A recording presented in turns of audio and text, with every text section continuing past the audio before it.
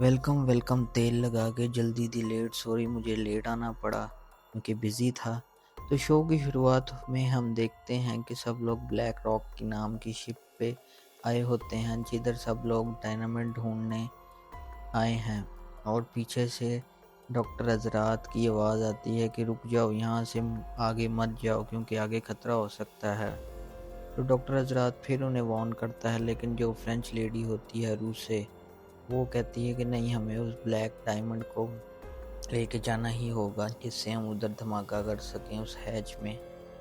तो वो जैक से कहती है तुम आ रहे हो या नहीं, मैं तो जा रही हूँ। जैक भी कहता है ठीक है, मैं तुम्हारे साथ चलूंगा। और वो लॉक को भी कहता है कि चलो तुम भी साथ उस ब्लैक डायनामाइट को ढूंढते हैं। लेकिन डॉक्टर हजरात फिर उन्हें मना करता है कि आगे मत जाओ, आगे खतरा हो सकता है जैक। लेकिन जैक उसकी एक नहीं सुनता और उससे कहता है कि तुम इधर ही रुको, हम खुद अंदर से जाके शिप के ले आते हैं। तो डॉक्टर हजरात और हर्ली बाहर ही उनका वेट करते हैं और बाकी सब अंदर जाते हैं उस डायनामाइट को लेने।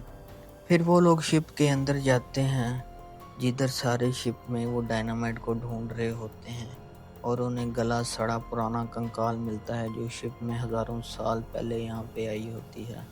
तो केट डर जाती है, लेकिन अचानक अचानक से सबको हैंडकफ्स भी इधर मिलते हैं जो कि बहुत ही पुराने और कीमती होते हैं। तो अचानक से जैक को मिलता है वो डायनामाइट जो ये कब से ढूंढ रहे होते हैं। तो बाहर बैठ के डॉक्टर हजरात उस मोटे हग्गू से उसकी बुराइयां कर रहा होता है कि ये फ्रेंच औरत हमें पागल बेवकूफ़ बना रही है और तुम सब इसकी बात मान के इतनी दूर तक आ गए जहाँ पे हमें खतरा है, जो कि डार्क टेरिटरी है, जहाँ पे हमारी एक एक बंदे की जान को खतरा है, हम मारे जा सकते हैं। तो केट उस डायनामाइट के बॉक्स को उठा लेती है तो जैक उसे अचानक मना कर देता है कि इस पे खतरा हो सकता है, तुम इसे मत उठाओ। तो लोग इसको कहता है तुम इसे मत उठाओ, मैं और जैक इसे उठा लेंगे। तो बाहर बैठे हग्गू और डॉक्टर हजरात फिर उसकी बुराई करना शुरू हो जाते हैं कि हम सब पागल हैं कि उस फ्रेंच औरत की बात में आकर सब इधर मरने को आ गए। तो लोग और जैक उस बॉक्स को बाहर लेकर आते हैं जिसमें बॉम्ब्स होते हैं। तो डॉक्टर हजरात अचानक से भागकर उनके पास आता है और उन्हें कहता है कि इस बॉक्स को नीचे रख दो जिसमें बॉम्ब्स हैं। तो वो उन्हें नीचे रख देते हैं और वो कहता है तुम लोग सब साइड पे आ जाओ, मैं इसे खुद चेक करता हूँ। और वो इसे खुद खोलकर चेक करने लगता है और उस डायनामाइट को एक निकालता है और कहता है कि ये क्या है, ये तो गले सड़े, इन पे तो जंग लग चुका है, ये तो कोई वर्क नहीं करेंगे। लेकिन फिर केटा सामने आती है और कहती है हमारी इतनी मेहनत का क्या फ़ायदा। फिर डॉक्टर हजरात गीले पानी से उसे लपेटने लगता है और सबको बोलता है कि तुम्हें पता नहीं कि ये कितना खतरनाक हो सकता है, इससे बॉम्ब ब्लास्ट भी हो सकता है। और अचानक से बॉम्ब ब्लास्ट होता है और उसके चिथड़े उड़ जाते हैं। डॉक्टर हजरात के बॉडी पार्ट सिर उधर सबके ऊपर गिर जाते हैं और डॉक्टर हजरात की उधर ही मौत हो जाती है मौके पे। अब हम देखते हैं जो लोग बोट में आए होते हैं वो लोग खुश होते हैं और वो एक दूसरे से कहते हैं कि हमने ये जो भी फैसला लिया बहुत ही अच्छा फैसला था, जो हम बोट्स बना के वहां से निकल आए। तो सोयर भी कहता है हाँ ये अच्छा फैसला था और माइकल कहता है हाँ बिल्कुल। फिर हम सन को देखते हैं जो कि अपने हस्बैंड को याद कर रही होती है और उसके लिए प्रेयर्स कर रही होती है कि वो ठीक हो। अब हम शैनन को देखते हैं जो वॉल्ट के कुत्ते के साथ जा रही होती है और अचानक से उसके पास भागकर सईद आता है और वो सईद से पूछती है कि क्या हुआ है। और सामने ही उसके रोना शुरू कर देती है कि वो लोग आ रहे हैं, मैंने उस रेडियो ट्रांसमिशन से उस बस से बार बार सुना है कि they are comings, they are comings. और शैनन ये सुनकर रोने लगती है और सईद को कहती है कि हम में से कोई भी जिंदा नहीं बचेगा, तुम प्लीज़ हमारी हेल्प करो, हमें बचा लो सईद। अब हम जैक को देखते हैं जो कि पानी से कपड़े को गीला कर रहा होता है और उससे दोबारा बॉक्स की तरफ जाता है और उस डायनामाइट्स को गीले कपड़े में रखने लगता है और लॉक से डॉक्टर हजरात की बात करना शुरू हो जाता है कि ये जंगल हमें कब तक जिंदा नहीं छोड़ेगा, सबकी जान लेगा। तो लॉक रोने लगता है और कहता है कि हाँ तुम सही कह रहे हो, ये जंगल ही बुरा है, ये जंगल ही मनहूस है, जब तक हम इधर रहेंगे हम में से एक ना एक की मौत होती रहेगी और हमें ये सब बर्दाश्त करना होगा जैक। फिर हम देखते हैं कि बोट का सीन आता है और सब लाइफ जैकेट्स पहन के बोट को रन कर रहे होते हैं और माइकल उस अपने बेटे को बोट चलाना सिखा रहा होता है। और फिर हम होता है। फिर देखते हैं को लेके पढ़ना शुरू हो जाते हैं, जिसमें उसको छोटे का एक लेटर मिलता है जहाँ पे वो कहता है मैं एक बहुत सी अमीर आदमी सबको की याद करवा दूंगा। और ये सब दोनों हंसने लगते हैं, तो लेकिन वॉल्ट कहता है ये प्राइवेट मैसेजेस मत किसी की अच्छी बात नहीं, ये बुरी बात है।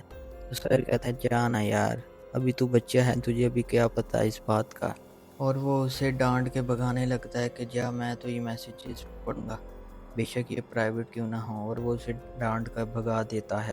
फिर हम उस काले धुएं को उड़ता हुआ देखते हैं और सईद और चार्ली भाग रहे होते हैं क्योंकि क्लेयर का बच्चा गुम हो चुका हुआ होता है।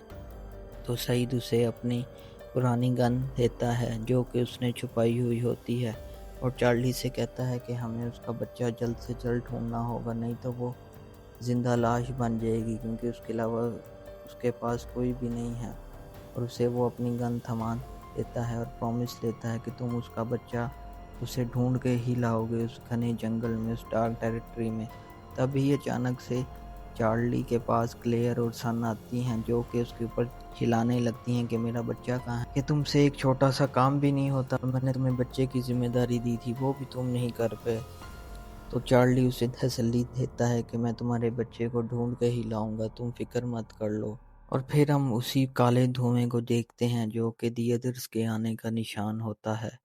फिर सीन अचानक से बोर्ड की तरफ आता है और सब लोग बोर्ड पे उदास होते हैं क्योंकि उनके पास खाने को सिर्फ कुछ ही महीनों का सामान बचा हुआ आता है। और माइकल उसे एक ट्रैकिंग डिवाइस देता है कि जो भी कोई बड़ा जहाज़ आएगा हमें साफ पता चल जाएगा और हम बच जाएंगे। और फिर हम उस बड़ी शिप को लेके उन सबके पास भी जाएंगे। तो वोल्ट कहता है ठीक है डैड, मैं आपके ऊपर बिलीव करता हूँ। फिर वोल्ट उसे कहता है कि क्या डैड आप मेरे से नाराज़ तो नहीं, तो वो कहता है नहीं। फिर सीन शिफ्ट होता है कि जहाँ पे हम सबको केव की तरफ देखते हैं, जहाँ जहाँ पे शैनन आती है और सन के साथ बैठ जाती है और वो उसे बताना लगती है कि क्लेयर का बच्चा गुम हो चुका है, अब हम सबकी जान भी खतरे में है, हम सबको सेव रहना चाहिए और यहाँ से जल्द निकलने का प्लान सोचना चाहिए। तो शैनन कहती है कि वो लोग बहुत खतरनाक हैं, मैंने उनकी रिकॉर्डिंग सुनी है, वो हम सबको मार देंगे, एक एक आदमी एक एक औरत को मार देंगे, हम में से यहाँ पे कोई नहीं बचेगा। फिर सीन शिफ्ट होता है जहाँ पे केट और मोटा हग्गू घूम रहे होते हैं और वो कबूतर की आवाज़ से घबरा जाता है और वो जैक को कहता है कि क्या वो आ रहे हैं। तो जैक कहता है नहीं, यहाँ कोई नहीं आ रहा। तो बाकी सब मिल के जंगल की तरफ से अपनी केव की तरफ जा रहे होते हैं और रास्ता बहुत ही दुश्वार और घना है जहाँ पे मुश्किलें ही मुश्किलें हैं। और अचानक से फिर हम उस काले देखते हैं और सीन शिफ्ट होकर बोट की तरफ आता है जहाँ पे बोट हिलना शुरू हो जाती है।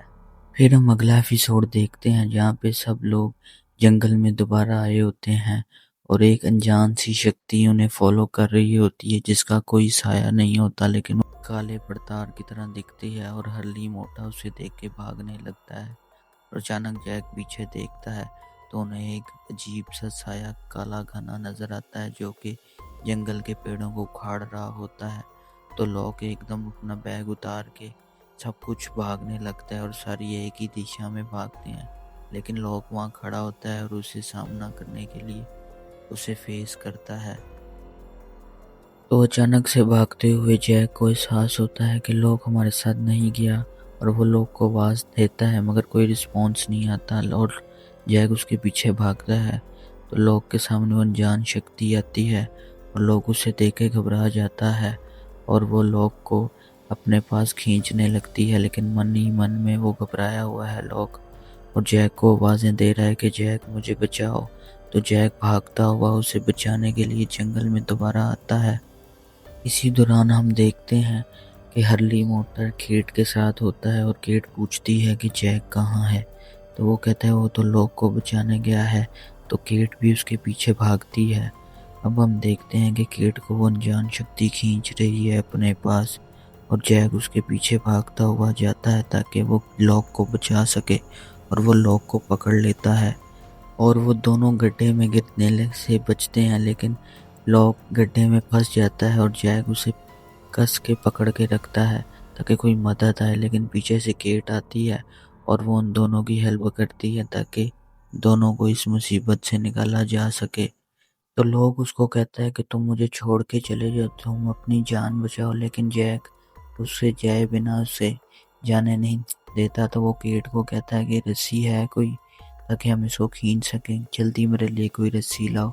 तो केट भाग के रस्सी की तलाश में जाती है। फिर भी लॉक उसे कहता है कि तुम जाओ जैक, यहाँ पे खतरा है, मेरी जान की फिक्र मत करो। लेकिन केट पीछे से आके वो रस्सी ले आती है। ब्लास्ट होता है जहाँ पे वो काली शक्ति ने ही किया होता है। तो सब घबरा जाते हैं और सब मिलकर लॉक को बाहर निकाल देते हैं ताकि उसकी जान बच जाए। फिर सीन यहाँ पे से शिफ्ट होता है, यहाँ पे क्लेयर उदास बैठी है और सन उसके पास आती है और उसे तसल्ली देती है कि तुम्हारा बच्चा मिल ही जाएगा, तुम फिक्र मत करो। तो क्लेयर कहती है ठीक है। फिर सीन इधर से शिफ्ट हो के जंगल की तरफ दोबारा आता है, जहाँ पे सईद और चार्ली को एक सफ़ेद कपड़ा मिलता है और वो उसे उठाने के लिए जाते हैं। लेकिन वहाँ पे एक उनके लिए दिएदर्स ने ट्रैप बिछाया होता है और वो उस ट्रैप में फंस जाता है और उसके आँख से शदीद खून आने लग जाता है। तो वो उसी लाल पट्टी से उसका खून साफ करता है, बल्कि वो सफ़ेद पट्टी होती है जिससे चार्ली को बहुत ही ज़्यादा तकलीफ़ हो रही होती है और वो दर्द में करा रहा होता है। तो सईद कहता है कि तुम टेंशन मत लो, ये ठीक हो जाएगा, ये सिर्फ एक ट्रैप था, तुम्हें टेंशन लेने की कोई ज़रूरत नहीं है चार्ली। लेकिन चार्ली उस पर ही भड़क पड़ता है कि अगर ये ट्रैप था तो तुमने मुझे पहले क्यों नहीं बताया। तो सईद कहता है मैं तुम्हें पीछे से वार्न कर रहा था, लेकिन तुम सुनने ही नहीं थे रहे मेरी बात, मैं क्या करता। तो चार्ली कहता है मेरी आँख जल्द से जल्द ठीक करो सईद। तो सईद को एक आइडिया आता है, वो अपने बैग से अपनी गन निकालता है और उसमें से बुलेट निकालता और उसको उसकी आँख पे रखने लगता है और उसका बारूद उसकी आँख पे फेंकता है, चलाने लगता है ताकि उसका दर्द काफ़ी कम हो। फिर हम नेक्स्ट सीन में देखते हैं कि लॉक है, वो जैक को शुक्रिया बोल रहा होता है क्योंकि उसने उसकी जान बचाई होती है। तो वो जैक को एक स्पेशल थैंक्स करता है और बोलता है हमें यहाँ से निकलना ही होगा जैक।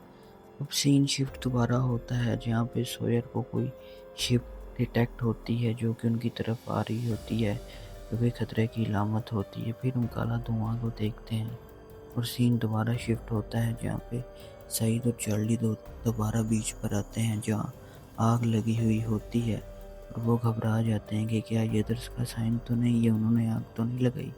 पर जंगल के बीचों बीच में से रोजी दी फ्रेंच औरत आती है जिसके हाथ में एक बच्चा होता है जो कि क्लेयर का होता है, जिससे दोनों घबरा जाते हैं और सोच में पड़ जाते हैं कि क्या ये इसने चुराया था वो बच्चा। तो रोज़ी रोना शुरू हो जाती हैं कि अदर्स आ रहे हैं, इसलिए मैंने ये बच्चा चुरा लिया था ताकि वो इसे मार ना दे मेरे बेटे की तरह। तो रोज़ी उनके सामने रोने लगती है कि ये मेरी गलती है, मैंने तुम लोगों का बच्चा चुराया, मेरे मन में डर था कि वो लोग आ ना जाएं, इस वजह से मैं ये बच्चा ले गई थी, मुझे माफ़ कर दो। फिर काला धुआं फिर से हमें नज़र आता है और रोज़े फिर रोने लगती है और सीन शिफ्ट होता है जहाँ पे हम देखते हैं कि वो सब लोग डायनामाइट को इकट्ठा कर रहे हैं ताकि उस हैच के अंदर ब्लास्ट किया जाए। तो अचानक से केट और हर्ली आते हैं वहाँ पे और हर्ली उन सबको बताता है कि ये यहाँ हैच के ऊपर ब्लास्ट करना सेफ नहीं है। लेकिन वो किसी की नहीं सुनता और जैक को कहता है प्लीज़ मेरी बात सुनो जैक, तुम ये बहुत बड़ी गलती कर रहे हो, तुम यहाँ ब्लास्ट नहीं कर सकते, अगर हमने ये ब्लास्ट कर दिया तो क्या पता इसके अंदर ही दिए दर्स में जो छुपे हों और वो फ्रेंच और झूठ बोल रही हो। तो सब अचानक से साइड पे आते हैं और ब्लास्ट होता है और लॉक और जैक उस हैच को खोलते हैं और वो बहुत ही गहरा गड्ढा होता है अंदर ही अंदर। फिर सीन शिफ्ट होता है जहाँ पे वर्ल्ड को उन आदि मानवों ने पकड़ रखा है और जिन और बाकी सब काफ़ी परेशान हैं क्योंकि वो वर्ल्ड को बचाना चाहते हैं। चलिए इधर ही हमारा शो ख़त्म होता है। अब मिलते हैं आपको अगले सीज़न में, सीज़न 2 में तेल लगा के। सॉरी दी लेट, जल्दी दी लेट, हम इस बार जल्दी ही आएंगे क्योंकि माइक अपन के पास आ चुका है। Best of luck guys.